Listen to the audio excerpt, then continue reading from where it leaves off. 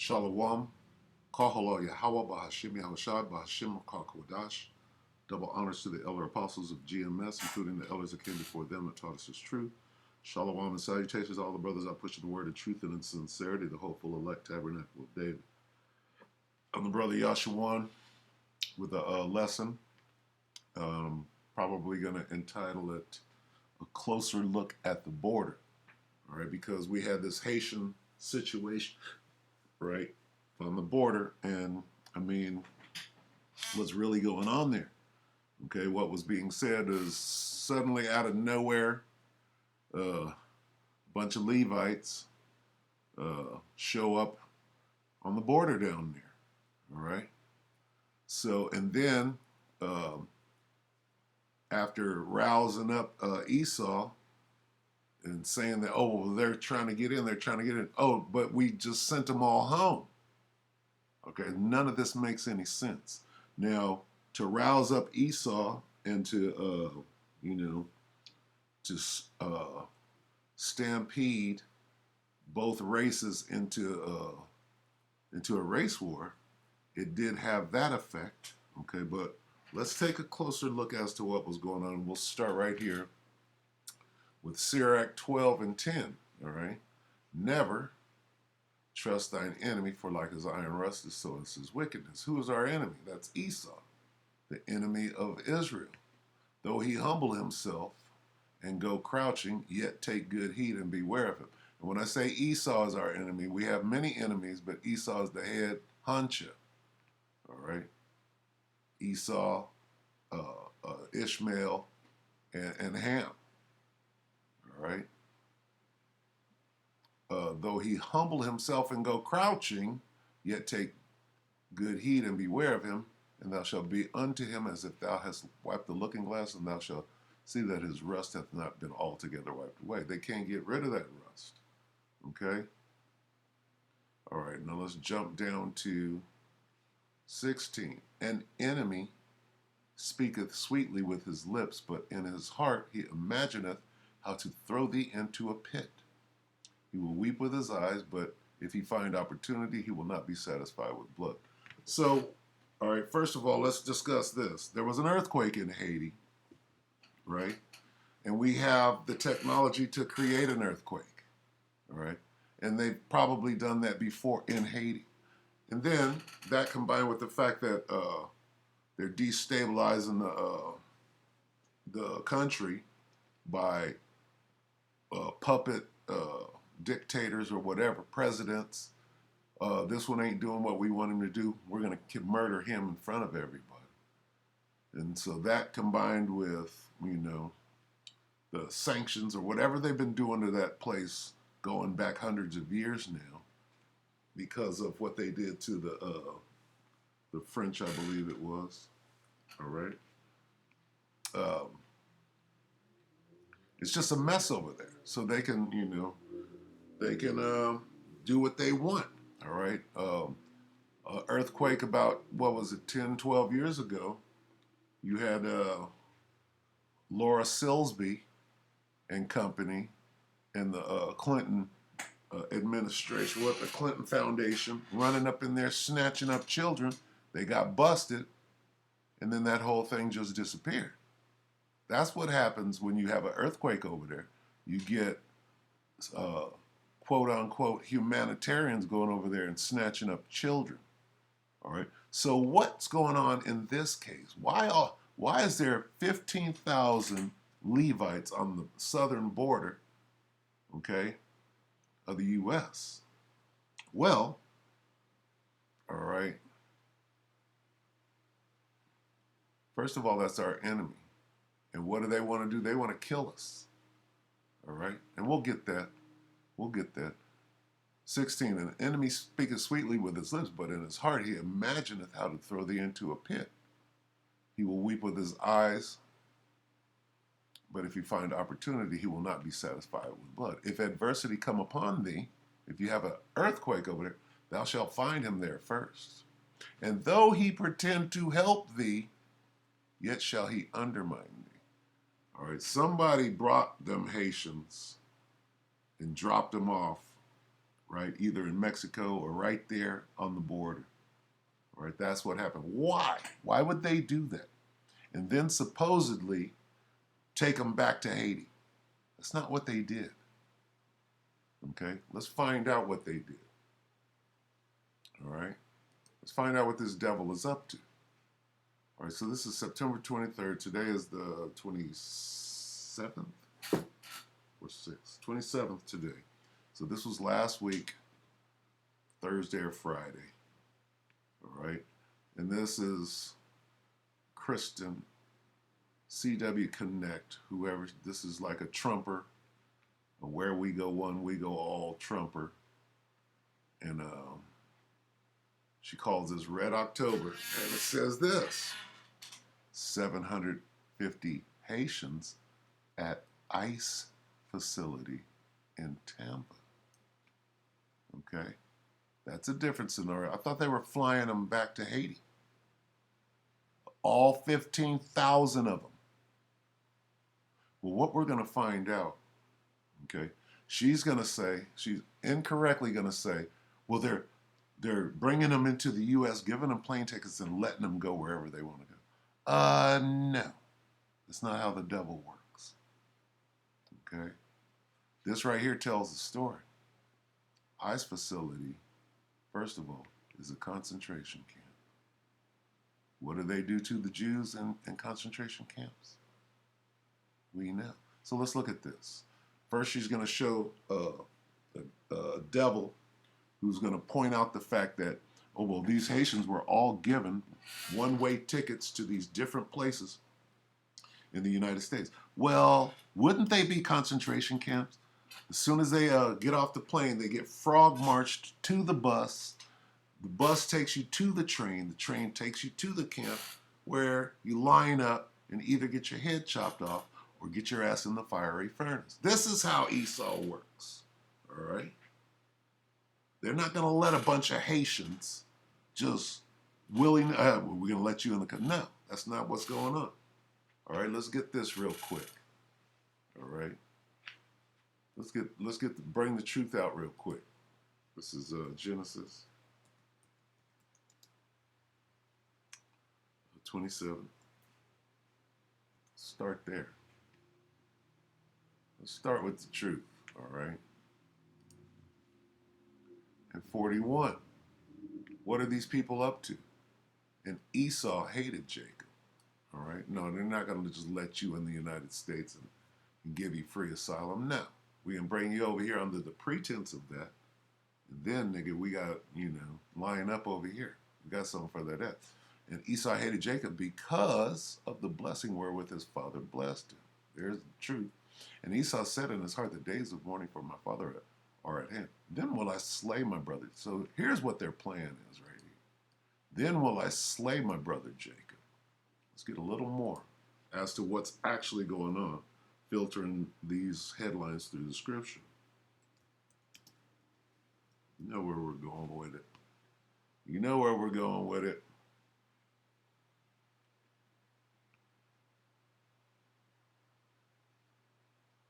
Psalm 83:3, they have taken crafty counsel against thy people. Who? The enemies of the Most High and his people.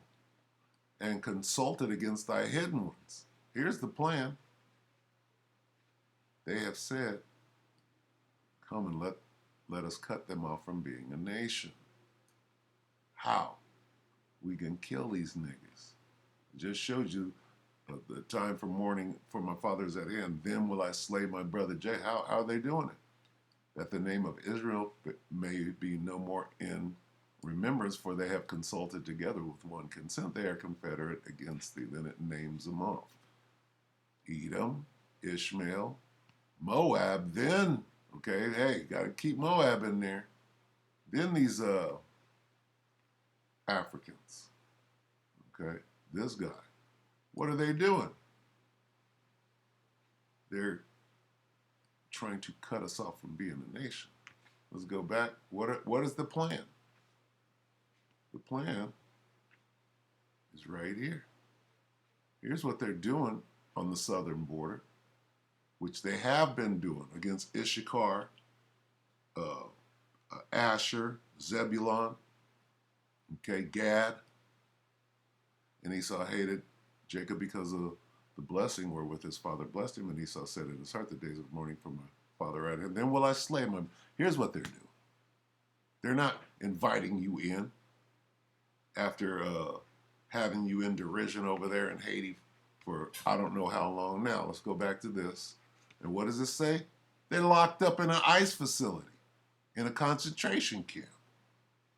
All right, now let's let the devil speak. See what's going on. So Mayorkas says they're shipping these people out of the country. No, they're not. They're shipping them all through the country to cause more chaos. They got 10 FEMA zones, okay? And they got camps sitting there waiting. All right, let's let it unfold. They are going to cause more chaos. Here is a little information. Watch. Man notices something unusual in McAllen, Texas. This is McAllen. I'm going to be in Del Rio, which is worse. Population of mostly Haitian illegals at Del Rio, Texas. Makeshift camp nearly 15,000. Harris Point on Saturday. Becoming a cesspool for humanity. Largest number of illegal aliens. And this is what he had to say. That mask people, y'all want to see something buck wild, crazy? Much trouble as I just had getting into the United States. I'm at the McAllen Airport. I want y'all to look at this. Every person in here has either a red envelope, a green envelope, or a brown envelope. Not a single person speaks English, and all these are free airfare to different cities in the United States. Told ya. Even the airport people are freaking out. Look at this craziness.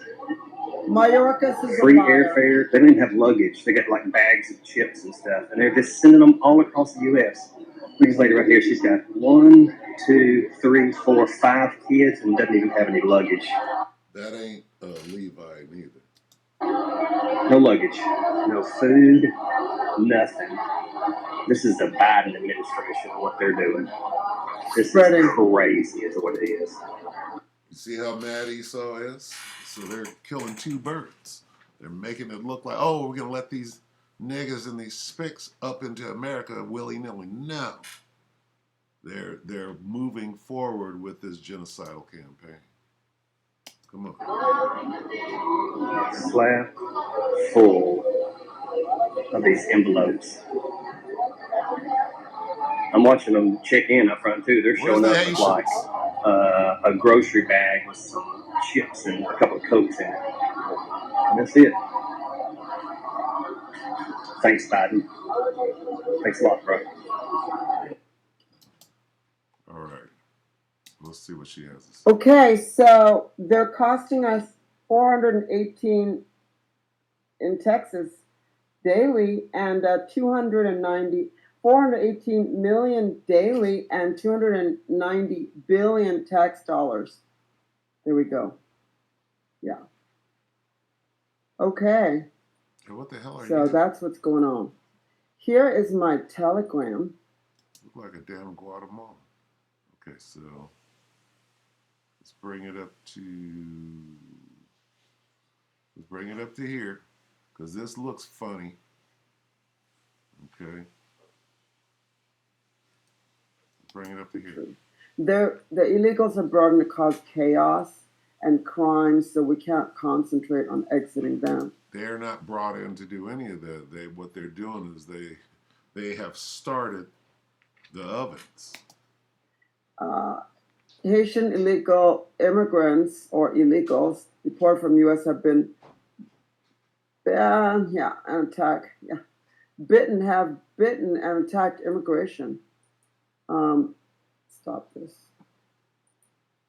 Have bitten and attacked immigration and custom enforcement officers to board planes in a bid to halt their return to. No, they're not being returned to the Caribbean nation. They're being spread all around. There you go.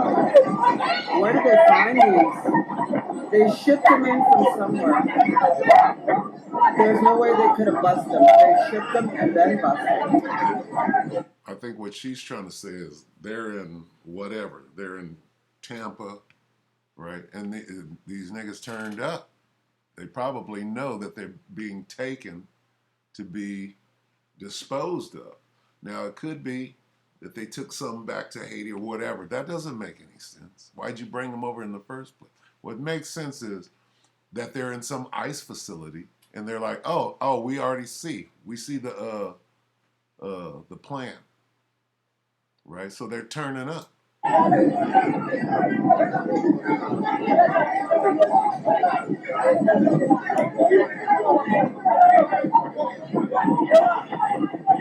Radicals.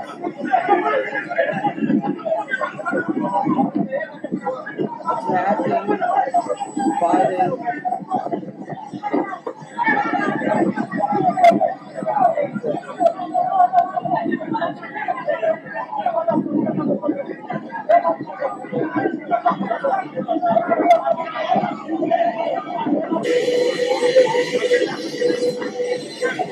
Yeah, they're being shipped to every state is what is happening. And ICE facilities, here's more. They're being shipped to every state, okay? They're spreading them around the country, so there is no, basically, they're getting rid of them from Del Rio, and they're shipping them to every state. So every state's a border state, basically. So they're dumping them everywhere. They ain't dumping them nowhere. They're taking them somewhere specific because they have to get rid of them. They know who they are, right? Illegals attacked pilots and ICE officers on deportation flight, and they were brought over to the Tampa one. ICE officers. ICE is deportating. No, ICE is locking niggas up. So something fishy. So the plane carrying single adult men were released from the aircraft to Haitian authorities on the airport tarmac. Then NBC News reports several of those men stormed another recently arrived jet carrying families. The Biden administration has been ramping up the flights after more than 15,000 mostly Haitian migrants crossed into Texas from Mexico and set up a makeshift camp under a bridge. In Del Rio, here's NBC's Morgan Chesky. Chef, numbers are going down here in Del Rio, but there are still about 8,600 migrants beneath the border bridge, about a half mile from where I'm standing. Processing those people an absolute priority because of the brutal conditions here. It's still reaching about 100 degrees during the day. And while they are getting a little food and water, I have had migrants tell me what is being handed out is not enough. As it stands right now, we know that many of these migrants have been taken to nearby shelters and or processing centers. We had a chance to speak to one 25-year-old man. Okay, so basically, that's crap. They're not shipping them back. This is one of the locations they're shipping them to. Is a concentration. This is the ICE facility. The concentration camp that they've been doing whatever they want to do with Issachar, Asher, and Zebulon now for years, separating children, okay, doing what with them? Sacrificing, child trafficking. Come on. In Tampa, take a good look. Department of Homeland Security. They're under trees. They're begging for food and water. They're just here to create chaos, and they're not shipping them back. They're lying. This is where they are. 750 of them at the ICE facility in Tampa. Hold on one second. I might have a guess.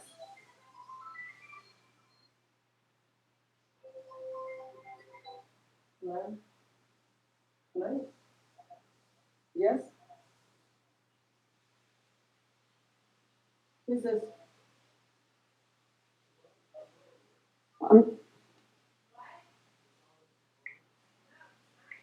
Anyway, I don't know who called, but that's where they're at. And I'm waiting for a guest, so bear with me. I'm calling this person. I don't know why this person's calling me. Anyway, I'm just waiting for a guest for a few minutes. Forward everything to Mary. She's the one who sent it to me. Not answering phone. She has all the info. Well, that's where they are. So anyone near that area can go on and see what's happening. So, it is what it is. It is what it is. So that is what's happening. I'll give it another 4 minutes. Take a good look. And they're okay, good enough. All right, let's move on to the next one. So they didn't take them back. They're right here. Well, what is an ICE facility? Huh? What's that all about? Well, let's dig a little deeper. Let's find out what the hell is going on. Let's go here.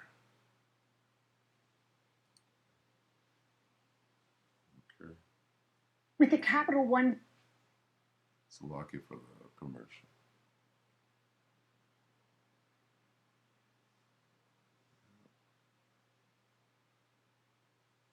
Oh, Ma. Here we go. There's a system of detention centers at our southern border housing thousands of asylum seekers from... Okay, now this goes back a little ways. This is June 25th, 2019. So they're going to be talking about what they were doing to Issachar, not what just happened with Levi, okay? Business Insider, June 25th, 2019, why the U.S. border facilities are concentration camps according to history. He's finna break it down. Now, what happens in a concentration camp? Well, the Jews get exterminated, right? Isn't that the narrative? Well, let's see what's happening. There's a system of detention centers at our southern border housing thousands of asylum seekers from Central and South America. When Representative and Haiti Alexandria Ocasio-Cortez called these facilities concentration camps, she sparked outrage and a huge debate. The United States is running concentration camps on our southern border. People on the right and the left spoke out against her comments, arguing that under no circumstances should we invoke the memory of the Holocaust to describe what's happening at our border. She was made to do that. Okay? They told her to say exactly that and start this controversy because that's exactly what they're doing. All right? And now we're going to explain it away and console everybody. That's not what's going on. How dare her say? That's exactly what's going on. So what is the definition of a concentration camp? To understand what has historically been considered a concentration camp, we looked to the experts. Look at the people. Historians Andrea Pitzer and Jonathan Heislip have both written books on the matter. Now, of course, the Holocaust is one of the worst tragedies and injustices the world has ever seen. But Pitzer and Heislip agree that the concept of concentration camps predates World War II. In 1896, Spanish forces held Cuban civilians... Who? Manasseh. Huh? Sound familiar? What's going on? It all goes back. This was long before World War II. Okay? This is before World War I. So they were already trying to exterminate Jake. Prisoners during a rebellion. Over 100,000 people died. In 1899, American forces held women and children captive in the Philippines. In 1900, the British government operated concentration camps in southern Africa. Terrible conditions in those camps led to the deaths of thousands of children. Children? Merriam-Webster defines the term as a place where large numbers of people, such as prisoners of war, political prisoners, refugees, or members of an ethnic or religious minority... Ethnic? What? ...are detained or confined under armed guard. The large numbers of people at our border are often described as illegal immigrants, but many of them aren't illegal at all. According to international law, if you arrive at the border seeking asylum, you are legally allowed a hearing. Going back to our definition of concentration camps, this would define the migrants, legal or illegal, as refugees. According to Pitzer, concentration camps are defined by poor living conditions that often lead to illness or death. So far under Trump's presidency, 24 migrants have died in ICE custody, many of them due to health-related issues. Recent reports on the conditions of these facilities are horrifying. The Associated Press reported on June 20th that 250 infants, children, and teens were locked up for a month without adequate food, water, and sanitation. At the same station, 3 girls reportedly took turns taking care of a sick 2-year-old boy because no one else would. At other facilities on the border, migrants described their living quarters as ice boxes because of how cold they were, and dog pounds for how they were treated. And as we all remember, children were being separated from their parents. What? That's not going on down there with Levi? Of course it is. Facilities just last year. Didn't they say that they dropped off a bunch of men? All men. Well, where's the women and the children? Now, of course, there are aspects of the Nazi concentration camps that simply cannot be compared to the situation at the border. But Pitzer says that mass killings and forced labor are not requirements for the term to be used. So yes, the situation at the border is in line with the definition of a concentration camp. But there's another telltale sign too. According to Jonathan Heislip, the concept of concentration camps are tied to the idea of martial law. He told Esquire that the historical examples of concentration camps involve the oppressors overriding any sense of rights in the civilian population. The idea is that the conditions we've maintained at the border are justified because we are facing an emergency. And indeed, in an attempt to access billions of dollars in funds for his border wall, President Trump declared our border situation a national emergency. When the rhetoric used to describe the influx of migrants includes words like invasion, this only helps justify the administration's actions. And that's why it's important to call these detention centers what they are. An invasion, using the word invasion makes you an enemy combatant or invading force, if you will, or an army that's coming across the border. And what do? You can lock them up as prisoners of war. You put them in concentration camps, blah, blah, blah, blah. Okay, if you're the enemy, then they can kill you, yeah? For many people, the term concentration camp is too emotionally charged. But if we don't call these detention centers concentration camps, then we haven't learned anything useful from the history of concentration camps. One way to give ourselves urgency and to help mitigate the deplorable conditions at the border is to call things out for what they are. That's what we're doing right here. There's a system of detention centers at our southern border. Slock. All right, so let's get maybe one more because this is running long already. Okay, so we've already proved that they're taking them to ICE facilities and not taking them back to Haiti. Why would they do that after bringing them over here? All right, they're trying to do two things. Inflame Esau, which they've done. Okay? And let's watch this quick one. Let this devil speak. This is 8 months ago. We're hoping things will pick up by Q3. 8 months ago, let's see. January 15th, this is like 8 months ago. And what is it? Biden to tap FEMA and National Guard to assist with that deployment. Think of the places that are convenient and accessible. Let's start from the head. Here's what's going on. Okay. For getting more people vaccinated, then we need more vaccination sites. That's where we're going to harness the full resources of the federal government to establish thousands of community vaccination centers. On my first day in office, I'll instruct the Federal Emergency Management Agency, FEMA, to begin setting up the first of these centers. Camps. Okay.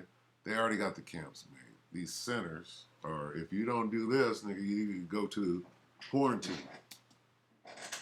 By the end of our first month in office, we will have 100 federally supported centers across the nation that will ultimately vaccinate millions of people. Think of the places that are convenient and accessible. You got to read between the lines. This dude is telling you exactly what they're doing and he's using cover words, okay? School gymnasiums, sports stadiums, community centers.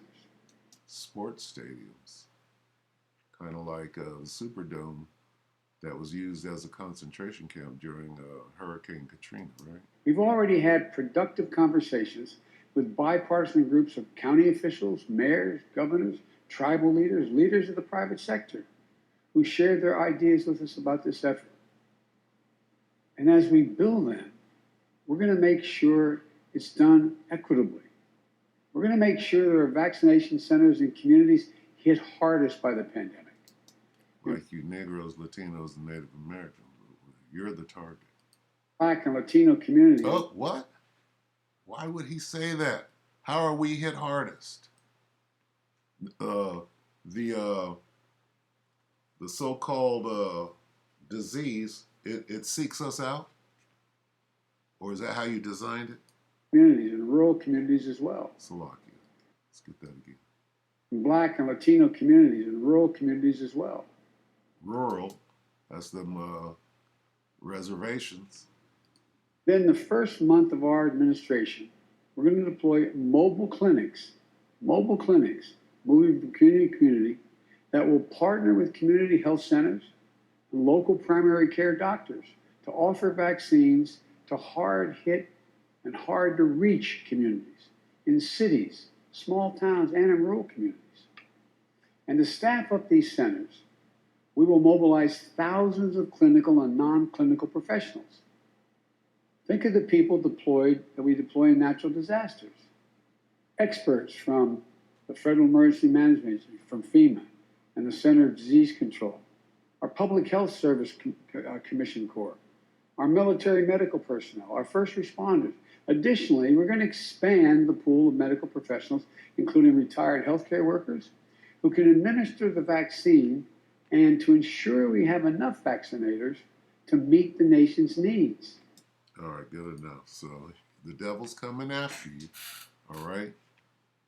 FEMA, there's something that goes in between camp. Something precedes the word camp.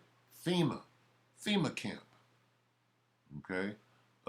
Quarantine, you can call it many different names. FEMA concentration camp, okay?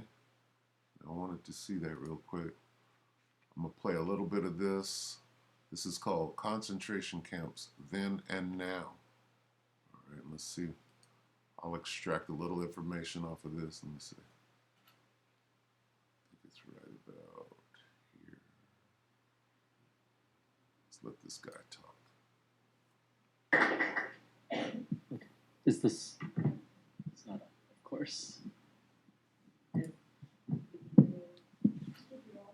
Okay. Okay. Cool. And can you hear me if I don't lean in? Is this okay? Or yeah. I know. So we're live streaming this, and okay.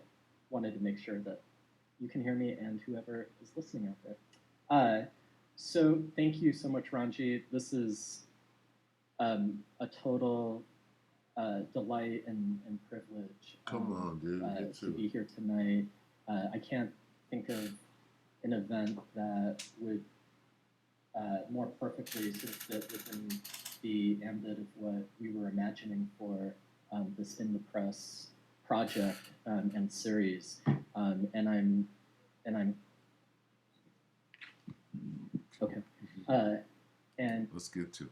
Or again, anyone else. A position, it's worth pointing out, that in turn, and this is all happening, within this very short span, that in turn was firmly rejected by a multitude of Jewish and non-Jewish scholars and they're talking about AOC. These facilities. And then finally, and this was all within like a couple of weeks span, and then finally in June, Congresswoman Alexandria Ocasio-Cortez posted a live Instagram video in which she declared, drawing on the work of Andrea Pitzer and Jonathan Katz, among others, in which she declared that, quote, the U.S. is running concentration camps on our southern border, and that is exactly what they are. I want to talk to people, she said, who are concerned enough with humanity to say that, quote, never again actually means something. And then in response to that, another representative, Liz Cheney, responded to AOC on Twitter, please do us all a favor and spend just a few minutes learning some actual history. 6 million Jews were exterminated in the Holocaust. You demean their memory and disgrace yourself with comments like this, end quote. And although Cheney and many of the other pundits chiming in on these issues, or on this issue, weren't Jewish themselves, their denunciation of AOC and the assertion that using the term concentration camp in this context was both a serious moral and historical error was soon echoed by a number of Jewish organizations, culminating in the US Holocaust Memorial Museum releasing a statement, quote, unequivocally rejecting any effort to create analogies, any analogy, between the Holocaust and what was taking place at the border or again anywhere else. Okay, so they're explaining it away. They full well know what the hell is going on down there. Okay, this is the trial run happened in whatever in 43 or whatever during World War II. That was the trial run for what they're doing now. All right, that was a reason to explain away. We need an excuse to divert what our real true intent and our real plans are, and that's to take down the children of Israel, the real ones, okay? A position, it's worth pointing out, that in turn, and this is all happening, within this very short span, that in turn was firmly rejected by a multitude of Jewish and non-Jewish scholars and advocacy groups from across the political spectrum. So they own the phrase concentrate. It only applies to them. And I don't know how many of you saw this, but there was an open letter published in the New York Review of Books, and even a number of faculty members at Duke, I believe, signed this letter countering the Holocaust Memorial Museum's what this letter characterized as its absurd stance. And then the whole thing went away.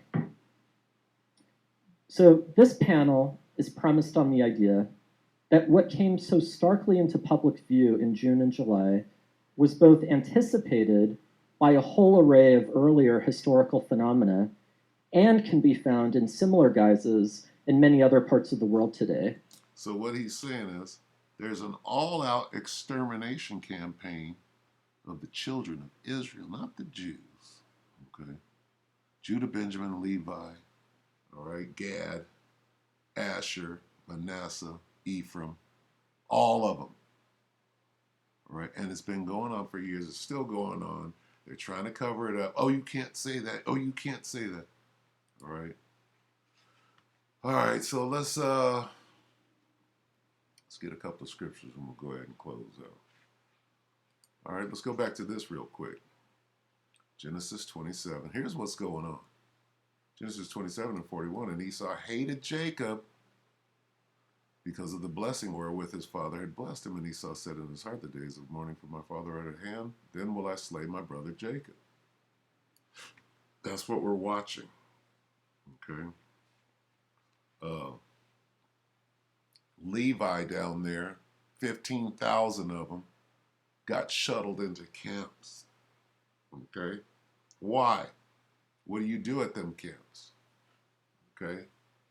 They ain't got ovens. They ain't got guillotines. They have started.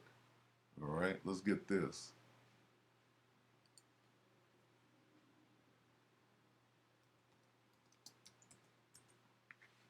Revelation 12 and 12. Therefore rejoice, Slucky, ye heavens and ye that dwell in them. Woe to the inhabitants of the earth and of the sea, for the devil is come down unto you having great wrath, because he knoweth that he hath but a short time. Hey, he got to start running them ovens real hot. You got to put your ass in the fiery furnace. You understand? That's what he's doing.